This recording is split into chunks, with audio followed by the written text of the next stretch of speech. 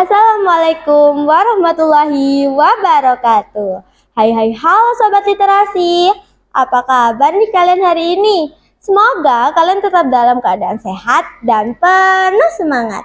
Karena hari ini aku akan membagikan hasil resensi dari buku yang penuh inspirasi. Eits, tunggu dulu. Sebelum kita lanjut, kalian ngerasa ada yang kurang gak sih?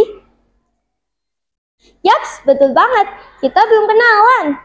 Kenalin, nama aku Insanul Kamilia, perwakilan lomba menulis resensi dalam rangka memperingati Bulan Bahasa 2025 dari SMP Negeri 38 Surabaya. Buku yang aku ambil berjudul Rumah Tanpa Jendela yang ditulis oleh Asma Nadia.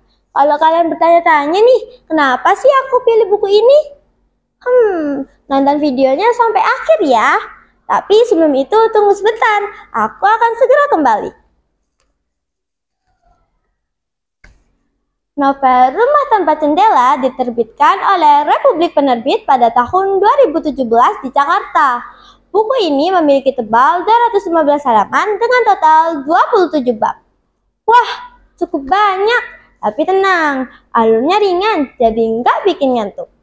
Novel Rumah Tanpa Jendela karya Asma Nadia mengisahkan kehidupan seorang gadis kecil bernama Rara. Rara tinggal bersama ayah dan ibunya di sebuah rumah sederhana di kawasan kumuh. Rumah mereka begitu kecil, pengap, dan benar-benar tanpa jendela. Meski hidup dalam keterbatasan, Rara tetap memiliki impian yang sangat indah dan tulus. Ia ingin memiliki jendela di rumahnya. Keinginannya bermula ketika Rara secara tidak sengaja melihat rumah dengan nuansa putih yang dilengkapi dengan jendela dan bunga-bunga cantik.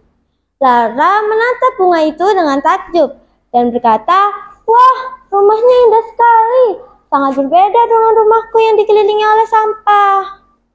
Sejak saat itu, Rara ingin sekali memiliki jendela di rumahnya. Bagi sebagian orang, jendela mungkin adalah hal sepele, tapi bagi Rara, jendela adalah lambang harapan dan kebahagiaan. Ia ingin melihat sinar matahari masuk ke dalam rumahnya. Ia ingin menikmati indahnya langit biru dari balik kaca jendelanya dan merasakan sejuknya udara luar. Namun, keinginannya sering dianggap aneh oleh orang-orang di sekitarnya. Bahkan, teman-temannya menertawakannya karena menganggap keinginan Rara terlalu aneh untuk anak miskin seperti dia. Rara, rumah kecil kok mau dipasang jendela? Meski begitu, Rara tidak pernah menyerah. Ia tetap berusaha untuk mewujudkan mimpinya, walaupun harus melewati begitu banyak rintangan. Kisah Rara juga diwarnai oleh perjuangan orang tuanya yang bekerja keras untuk bertahan hidup. Dari cerita ini, penulis ingin menunjukkan betapa pentingnya cinta keluarga dan rasa bersyukur, meskipun harus hidup dalam keterbatasan. Jika biasanya kita sering mengeluh karena hal-hal kecil seperti wifi yang lemot dan AC yang tidak dingin, Asma Nadia ingin kita tahu dan menyadari bahwa di luar sana masih ada banyak orang seperti Rara yang hidup dengan bahagia, bahkan tanpa jendela dan kenyamanan. Nah teman-teman, setiap buku pasti memiliki kelebihan dan kekurangan, bukan? Jadi yuk ikut aku membahas kelebihan dan kekurangan novel Rumah Tanpa Jendela. Kelebihan dari buku ini adalah 1. Bahasa yang digunakan ringan dan mengalir, sehingga mudah dipahami oleh pembaca, terutama bagi para pelajar dan remaja. Yang kedua, novel ini mengandung banyak sekali pesan moral, seperti pentingnya rasa bersyukur, berjuang, dan tidak pernah menyerah dalam hidup. Yang ketiga, alurnya memiliki emosi yang sangat kuat, mulai dari haru, sedih, hingga bahagia membuat pembaca tidak mudah bosan. Kekurangan dari buku ini yakni, pada awal cerita alur terkesan lambat dan membingungkan, karena penulis menuliskan kisah Rara secara mendetail. Tapi ketika sudah sampai di pertengahan cerita, alur semakin menarik dan menyentuh. Pesan dan pesan. Setelah membaca novel Rumah Tanpa Jendela, aku merasa terinspirasi dan tersentuh. Kisah Rara yang sederhana namun penuh semangat membuatku belajar banyak hal. Rara tidak pernah menyeru. Meskipun hidupnya sulit, ia tetap memiliki impian dan keberanian untuk mewujudkannya.